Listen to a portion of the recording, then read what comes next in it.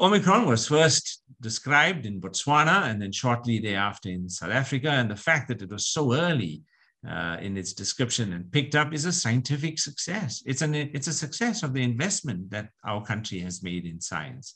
South Africa and the world now needs to convert that scientific success to a response success. And as you've already heard, the last thing we need is panic and overreaction. And certainly what we've seen in knee-jerk reactions is really uncalled for. And we've dealt with variants before. It's not new. Our country has dealt. We've been among the first to describe variants before. So we know how to do this, including how to deal with variants with immune escape. Closing the borders has almost no benefit. Well, no benefit for two reasons. As of yesterday, there are already 11 countries reporting cases of Omicron. So, trying to isolate South Africa or even Southern Africa is not really going to help, because pretty soon many other countries are going to become avenues of spread of the virus. But more importantly, we have existing 5-step strategy that actually does very well in reducing travel transmission risk. We already know how to prevent and reduce the risk through travel. And that's by ensuring that only vaccinated people travel. You do symptom screening at boarding. You ensure they have a negative PCR result at boarding. You have a mask during the flight. And lastly, as I've just seen, having gone to France for the meeting at the Pasteur Institute, you get a COVID test on arrival.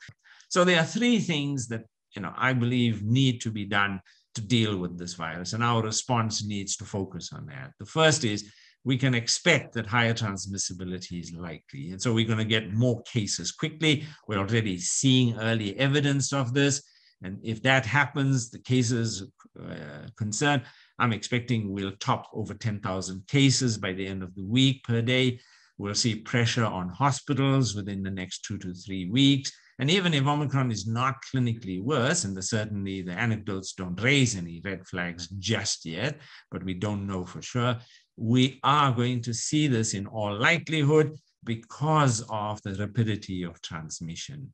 In a way that in which we saw with the Delta variant, a very rapid rise in cases and huge pressure on the hospitals in Gauteng. Our public health measures work, so let's use them. Mask wearing, ensuring that we follow all the rules. I won't go through them right now, but things we know very well. And then finally, our biggest challenge is going to be to prevent super spreading events that will just put us out of control, and to ensure that we reduce the risk of transmission, particularly indoors. And to do that, even though we're likely to see more reinfections and breakthrough infections, the vaccinated people will have they are less likely to have severe COVID. And so one of the things is to restrict risky situations, particularly indoors, to vaccinated only people. And that's part of the strategy and the direction in which we should be heading.